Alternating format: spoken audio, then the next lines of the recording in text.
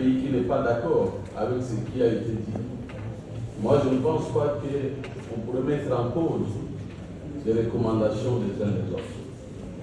Pour mettre ça en rouge, pour dire qu'il y a un pays qui n'est pas d'accord. Et admettons ici, le même pays ou d'autres ne sont pas d'accord avec ça. Vous allez nous dire quelle sera la suite. On fera la même chose pour dire aux chefs d'État et de gouvernement de pouvoir trancher.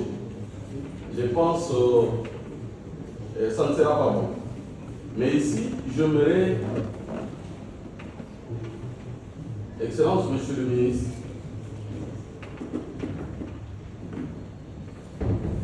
soutenir les collègues du ministre des Affaires étrangères du Gabon qui a parlé. On doit cesser l'hypocrisie. Ce n'est pas normal. Et ce n'est pas honnête. Mais tout ce qui est mentionné dans ces rapports, est-ce que ça a été inventé par la Commission, inventé par certains pays, ou bien ils appellent le chat par le chat? Je me pose la question. Si on va mettre en pause pour dire qu'est-ce qui a été inventé, il faut nous dire. Et nous sommes la communauté qui doit impérativement se prendre en charge. Et nous allons prouver avec le Tchad la facilitation pour la transition au Tchad.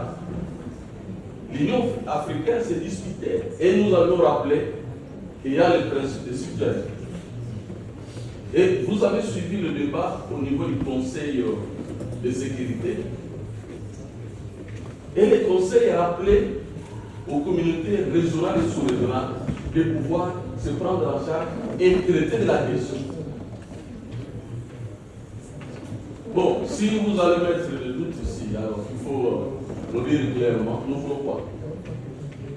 Est-ce que cette communauté, vous croyez-vous, ici, nous, tous ces pays, réunis, nous allons sortir de ces assises sans pour autant préciser que c'est le Rwanda qui accompagne le M23. Vous savez, ça change même. Au niveau du Conseil de sécurité, le secrétaire général, il a dit c'est les M23 qui accompagnent le Rwanda.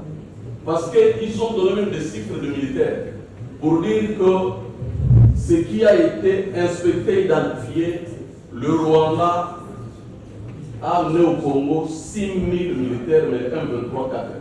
Alors dites-moi qui accompagne. Et maintenant, ce qui a été dénoncé au vu de tous, ici nous allons commencer à mettre les choses en noir, en rouge. Nous voulons voir. Est-ce que vous croyez que nous sortons de ça sans dire précisément? Et cette communauté, la CAC, les gens continueront à croire à cette communauté.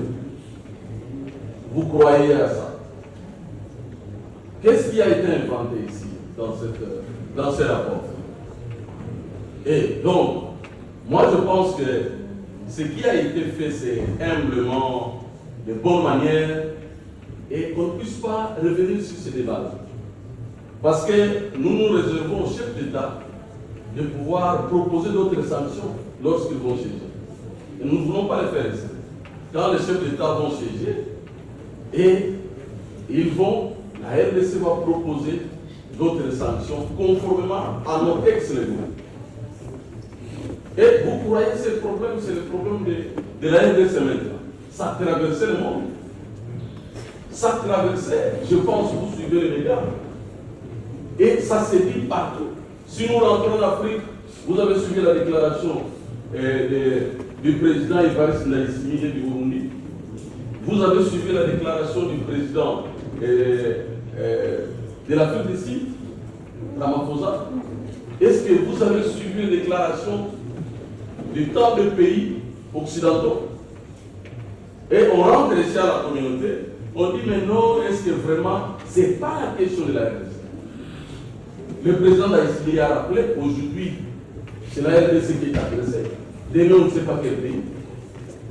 Et il y a d'autres pays qui sont agressés pas physiquement, pas officiellement, mais officieusement, par les mêmes pays européens. Est-ce que vous allez continuer à masquer? Donc, pour finir, je reviendrai s'il y aura d'autres interventions. Il va énerver mon intervention. Mais je viens de distribuer les communiqués de la SADC. Je viens de distribuer. Lisez ça. Ils ont convoqué le sommet extraordinaire le vendredi passé. Et la SADC confirme et il demande au Rwanda de retirer ses militaires. Et vous allez faire autre chose. Est-ce que vraiment on va croire encore à la CAC? Pourquoi cette hypocrisie-là? Ça sert à quoi? Le problème ici, je parlais avec un grand frère, un ministre. Je lui ai dit, il dit comment ça sera résolu le conflit? Moi je dis pas de dialogue. Mais il faut dénoncer le mal. On dénonce le mal, après on parle. Ça ne signifie pas.